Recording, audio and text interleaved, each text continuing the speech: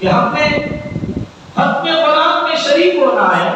آپ بھی ماشاءاللہ قرآن پڑھ رہے ہیں، آپ ختم قرآن کرنے کی کوشش کریں. بھائی جہاں ختم قرآن ہوتا ہے وہی رحمتوں کا نزول ہوتا ہے. آج مسلمان بس قرآن پاک پڑھ رہا ہے کہ جناب ختم ہو گیا تو دیکھ لیں گے، نہیں تو پڑھ تو رہے نا. قرآن مجید پڑھنے کا ثواب ہے، ہر لفظ کے بدلے میں ایک ثواب ملتا ہے، 10 نیکیاں ملتی ہیں، 10 گناہ معاف ہوتے ہیں اور جنت میں 10 درجات بلند ہوتے ہیں.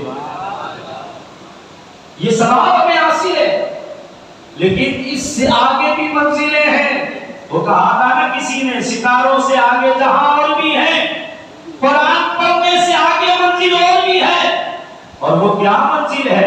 وہ منزل یہ ہے کہ آپ قرآن مجید فرقان حمید کا ختم کرنے کی کوشش کریں، کیونکہ رسول اللہ صلی اللہ علیہ وآلہ وسلم نے اس بات کو بیان فرمایا ہے کہ جو لوگ قرآن مجید ختم کرتے ہیں اللہ ان پر دنیاوی انعام بھی فرماتا ہے اور اخروی انعام بھی فرماتا ہے.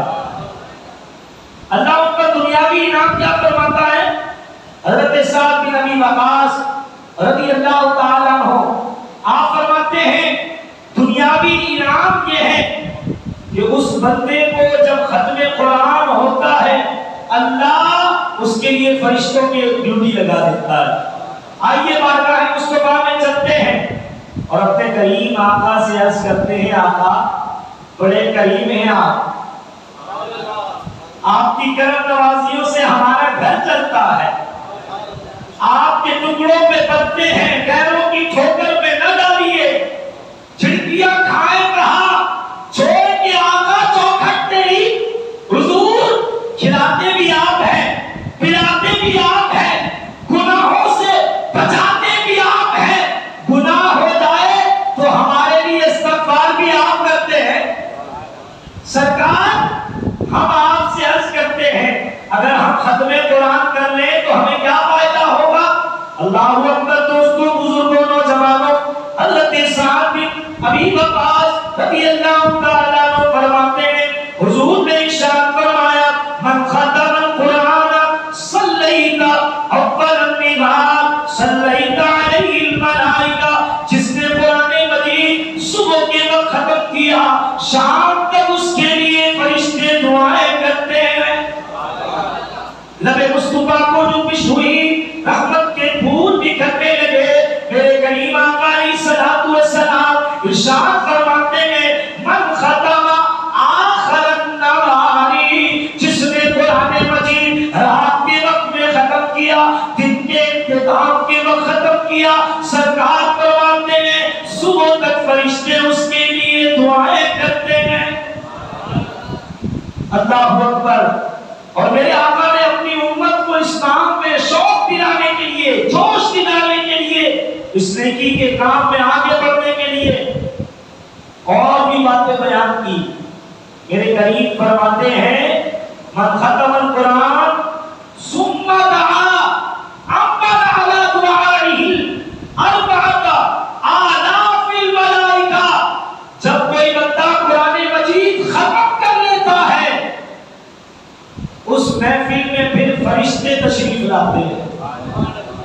یا رسول اللہ فرشتے تو آتے ہیں، ہم نے تو حدیث میں سنا ہے کہ جہاں ذکر ہو رہا ہوتا ہے، جہاں تیری یاد ہو رہی ہوتی ہے، دنیا وہاں جمع ہوتی ہے اور جمع ہوتی ہے تو وہاں تیرے فرشتے آتے ہیں اور آ کر کہتے ہیں آؤ بھائی اللہ کا ذکر ہو رہا ہے. ہم بھی بیٹھ جاتے ہیں. مولا ہم نے تیرے محبوب کی حدیث سنی ہے کہ جہاں ذکر ہو رہا ہو وہاں فرشتے بیٹھ جاتے ہیں. جب مدینے والے پر درود پڑھا جاتا ہے تو فرشتے بھی درود پڑھتے ہیں. جب دعا کی جاتی ہے تو فرشتے دعا پر آمین کہتے ہیں. مولا یہ جو فرشتے ختم قرآن کے وقت آتے ہیں مولا یہ کرتے کیا ہیں اور یہ ہوتے کتنے ہیں؟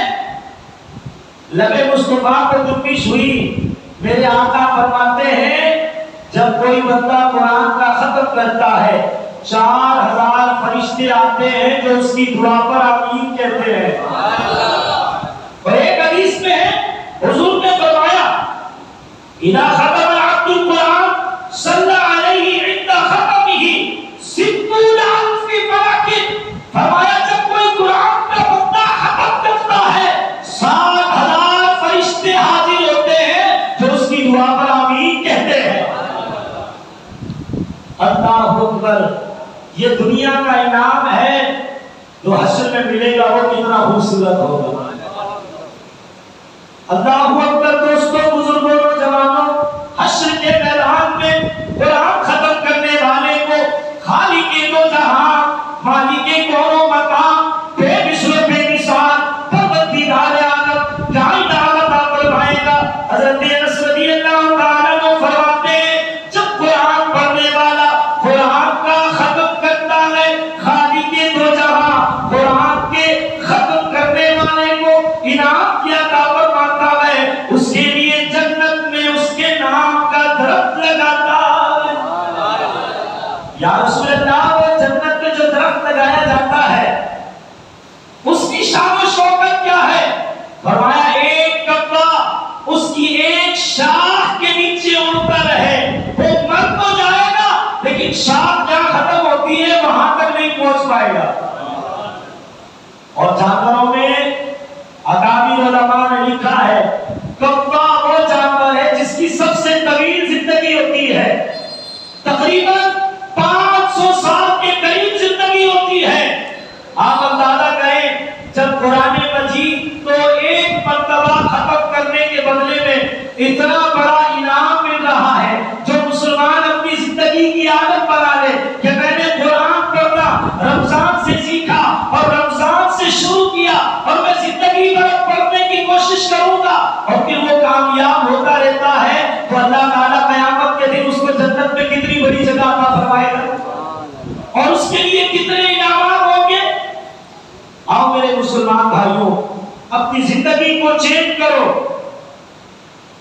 اور آپ نے قرآن مجید فرقان حمید کا جتنا حصہ اب تک تلاوت کر لیا ہے اس پر اللہ کا شکر بھی ادا کرو، اور جو باقی حصہ رہتا ہے اسے رمضان میں مکمل کرنے کی بھی کوشش کرو، کیونکہ رمضان سارے مہینوں میں افضل اور اعلیٰ مہینہ ہے۔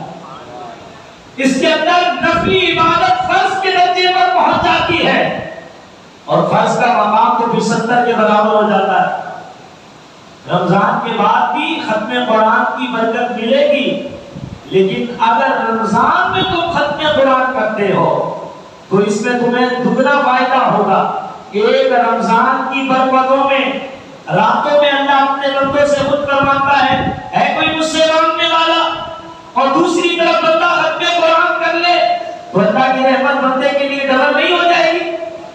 اس لیے آئیے زندگی کو تبدیل کیجئے اور جتنا قرآن کا حصہ پڑھ لیا اگر اس میں سے زیادہ حصہ رہتا ہے تلاوت قرآن کا تو آپ کوشش کریں تلاوت قرآن کا وقت بڑھا دیں۔ ہمارے معتکفین حضرات ان کے پاس بڑا وقت ہوتا ہے، آپ کر کے جب فارغ ہو قرآن لے کے بیٹھ جائیں، دروس کی محفل سے فارغ ہو قرآن پاک لے کے بیٹھ جائیں، عصر کی نماز کے بعد جب ہلکا لگتا ہے اس سے فارغ ہو قرآن لے کے بیٹھ جائیں، افطار کے بعد تھوڑی دیر آرام کریں پھر قرآن لے کے بیٹھ جائیں، تراویح ختم ہو گئی، درس ختم ہو گیا، تھوڑی دیر آرام کریں، کھانا کھائیں، پھر قرآن کی تلاوت شروع کر دیں، پھر چاہے تھوڑی دیر آرام کریں، پھر شب قدر کی تلاش میں ساری رات جاگتے ہوئے اپنی نفل نماز بھی ادا کریں، زندگی کی قضا نمازیں بھی ادا کریں، اور کچھ وقت میرے حضور پر درود بھی پڑھیں اور رات کے آخری حصے میں کچھ قرآن کی تلاوت بھی کریں، اللہ برکت بھی عطا فرمائے گا۔ حضرت انس رضی اللہ تعالیٰ عنہ کا معمول کیا تھا؟ جب وہ قرآن مجید فرقان حمید ختم کرتے وہ اپنے گھر کے سارے لوگوں کو جمع کرتے اور ان کے لیے خصوصی دعا کا اہتمام کرتے۔ ہمارے ہاں الحمدللہ مساجد اہل سنت میں، کئی مدارس اہل سنت میں، کئی مساجد کے ہاں مزارات کے قریب میں جو مساجد ہوتی ہیں وہاں عموماً عام طور پہ ایک اکثر اکثریت 27 رمضان المبارک میں ختم قرآن کا اہتمام ہوتا ہے. الحمدللہ ہمارے یہاں بھی ہوگا. آپ تشریف لائیں اس امید سے کہ کوئی تو ایسا محفل میں ہوگا جس کے صدقے اللہ ہماری بھی دعا کو قبول فرمائے. رسول اللہ صلی اللہ علیہ وآلہ وسلم کا فرمان عالی شان ہے جب ختم قرآن کا دعا کی جاتی ہے ایک حدیث کے مطابق 4000 فرشتے آتے ہیں اور ایک حدیث کے مطابق 60,000 فرشتے آتے ہیں. اگر دونوں حدیثوں کو جمع کر لیں 60 اور 4 1,00,000 فرشتے. اور فرشتے وہ مخلوق ہیں جو گناہ نہیں کرتے. فرشتے وہ مخلوق ہیں جو اللہ کی لاپرواہی نہیں کرتے. اور فرشتے وہ مخلوق ہیں کہ اللہ ان کو جس کام کے لیے بھیجتا ہے وہ وہی کام کر کے لوٹتے ہیں. اگر ہماری دعاؤں پر فرشتے آمین کہیں گے تو ہمیں امید ہے اللہ کی رحمت عطا فرمائے گا. آئیں آپ بھی ایسی محافل کو سجائیں. ہمارے معاشرے میں ختم قرآن کی ایسی خوبصورت محافل اجتماعی طور پر جب سجائی جاتی ہے لوگ اپنا حصہ پیش کرتے ہیں, اپنی خدمات پیش کرتے ہیں. کیونکہ ایسا ہوتا نہیں ہے کہ کوئی شخص مساجد کو, مدارس کو, دیگر اداروں کو انڈیویجول چلا رہا ہو, بلکہ وہ اجتماعی طور پر لوگوں کے تعاون سے چل رہی ہوتی ہے. لہذا میں اپنے مسلمان بھائیوں کو یہ دعوت پیش کروں گا کہ آپ اپنے رزق حلال سے ختم قرآن کی محافل میں حصہ پیش کیا کریں. ہر مسجد میں, ہر ادارے میں ایک الگ الگ طریقہ ہوتا ہے. آپ اس طریقے کو فالو کریں اور محافل میں حصہ ملایا کریں, کیونکہ یہ محافل ہم سجائیں گے تو برکتیں بھی ہمیں نصیب ہوگی. ہمارا کام بنے گا, ہمارے ادارے مضبوط ہوں گے. صحابہ کرام ایسی محافل سجاتے تھے. صحابہ کرام کا انداز سجانے کا اور تھا, پر کام یہی تھا کہ محافل سجا کر اپنے لوگوں کو جمع کر کے اس رات کی برکتیں حاصل کی جائے, اس شام کی برکت حاصل کی جائے, اس دن اور اس رات کی برکت حاصل کی جائے. اور نبی پاک علیہ الصلوۃ والسلام نے کامیابی کے اصولوں میں سے ایک بات بیان فرمائی ہے کہ انسان اللہ کی راہ میں وہ چیز خرچ کرے جو انسان کو پسند ہے. اللہ کی راہ میں پسندیدہ چیز خرچ کرے. نبی پاک علیہ الصلوۃ والسلام کے بارے میں حضرت انس رضی اللہ تعالیٰ عنہ فرماتے ہیں کہ پیارے آقا علیہ الصلوۃ والسلام ایک مرتبہ حضرت ابو طلحہ انصاری رضی اللہ تعالیٰ عنہ کے باغیچے میں تشریف لے گئے. آپ جب وہاں پہنچے اور نبی پاک علیہ الصلوۃ والسلام نے وہاں پر پانی نوش فرمایا تو اللہ نے اس لمحے قرآن عطا فرمایا. ارشاد ربانی ہوا لَن تَنَالُوا الْبِرَّ حَتَّى تُنْفِقُوا مِمَّا تُحِبُّونَ.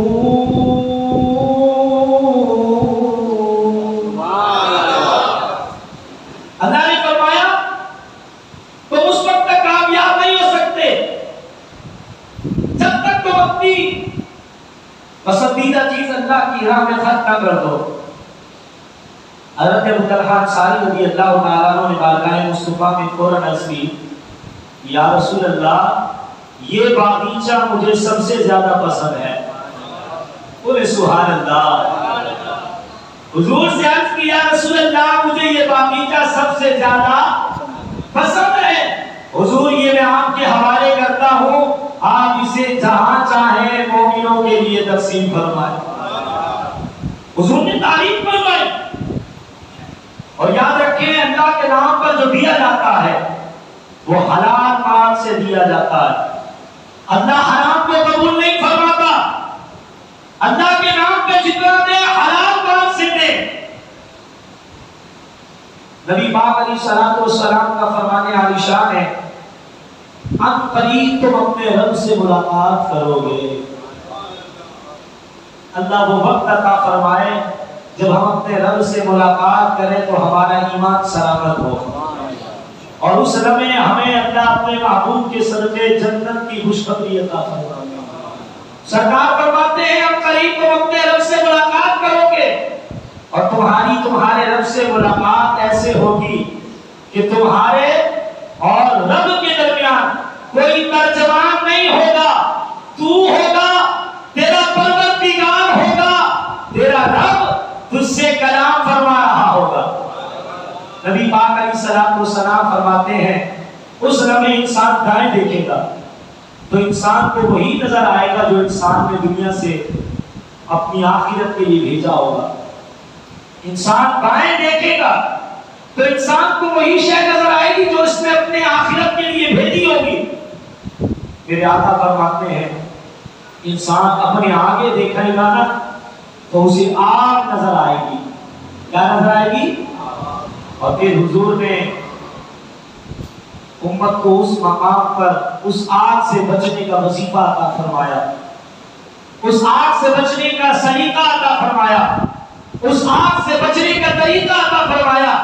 نبی پاک علیہ السلام نے ارشاد فرمایا لوگوں اس آگ سے اپنے آپ کو بچاؤ، اگرچہ کھجور کے ایک ٹکڑے سے کیوں نہ بچاؤ۔ پتہ یہ چلا رب تعالیٰ کے دربار میں ادنا سی بھی چیز اتنی قبول ہوتی ہے کہ انسان جہنم سے بچ سکتا ہے۔ اور صحابہ کرام رضوان اللہ تعالیٰ علیہم اجمعین اپنی طاقت کے مطابق، اپنی کنڈیشن کے مطابق، اپنی سچویشن کے مطابق، اپنے مال کے مطابق اللہ کی راہ میں خرچ کرنے کی کوشش کرتے تھے۔ وہ بڑے سے بڑے کام کے لیے بھی اپنا مال خرچ کیا کرتے تھے، اور وہ کام جسے دنیا کوئی اہمیت نہیں دیتی وہ تو اس میں بھی خرچ کرنے کو اہمیت دیا کرتے تھے۔ حضرت ابو ہریرہ رضی اللہ تعالیٰ عنہ فرماتے ہیں نبی پاک علیہ السلام نے صدقے کی اہمیت بیان کی تو ایک شخص نے کہا میں صدقہ ادا کروں گا۔ کیا کہا؟ پھر بولیے۔ جب اس نے یہ جملہ کہا نا میں صدقہ کروں گا تو اس نے اپنے ارادے پر قائم رہتے ہوئے رات کے وقت صدقہ ادا کرنے کی کوشش کی، اور وہ صدقہ دے کے نکلا، اور رات کے وقت جب وہ صدقہ دے کے آیا تو اس نے یہ نہیں پوچھا تو کون ہے، خاموشی سے وہ صحابی گئے اور ایک شخص کے ہاتھ میں صدقہ دیا اور خاموشی سے پلٹ گئے۔ صبح پتہ چلا وہ صدقہ تو کسی چور کے ہاتھ میں آ گیا۔ انہوں نے یہ نہیں کہا یار یہ کہاں چلا گیا، کہنے لگے میں پھر صدقہ کروں گا۔ پھر رات کو لے کے نکلے اور اگلی رات کسی اور کے ہاتھ میں دے کر آ گئے۔ صبح لوگوں میں بات مشہور ہوئی کہ ایک بندہ صدقہ لے کے نکلا اور وہ زانیہ کے ہاتھ میں دے کے آ گیا۔ انہوں نے پھر ارادہ کیا کہ میں نے اب بھی صدقہ دینا ہے۔ وہ پھر پیسے لے کے نکلے اور ایک شخص کے ہاتھ میں دے کر آ گئے۔ صبح پھر مشہور ہو گیا کہ انہوں نے کسی ایسے آدمی کو دے دیا جس کے بارے میں کوئی تصور بھی نہیں کرتا۔ نبی پاک علیہ السلام فرماتے ہیں خالق کے دو جہاں نے اس پر کرم فرمایا، کوئی آنے والا آ کر اسے کہتا ہے کہ تو نے جس کو صدقہ دیا ہے اللہ نے تیرا صدقہ ان کے ہاتھوں میں قبول فرما دیا۔ اگر انسان کا پیسہ ایسی جگہ چلا جائے جن کے ہاتھوں میں دینا دنیا اچھا نہیں سمجھتی، اللہ اسے بھی قبول فرماتا ہے۔ اگر ہم عظمت قرآن کے لیے اپنا مال خرچ کریں گے تو اللہ کتنی عزت عطا فرمائے گا۔ مسلمانوں کو اپنے مال سے قرآن کی خدمت بھی کرنی چاہیے، اپنے مال سے دین کی خدمت بھی کرنی چاہیے، اپنے مال سے مدارس کی خدمت بھی کرنی چاہیے، اپنے مال سے مساجد کی خدمت بھی کرنی چاہیے، کیونکہ حشر میں وہی کام آئے گا جو انسان دنیا میں اللہ کی راہ میں دے کر جائے گا۔ سرکار نے فرمایا انسان کا مال وہ ہے جو اس نے پہن لیا، جو اس نے کھا لیا، اور جو اس نے خرچ کر دیا ہے، اور جو اس نے اللہ کی راہ میں دے دیا ہے۔ وہ مال جو اس کے پاس ہے یہ اس کا نہیں ہے، یہ اس کے وارثوں کا ہے۔ لہذا ضرور اللہ کی راہ میں مال خرچ کیا کریں۔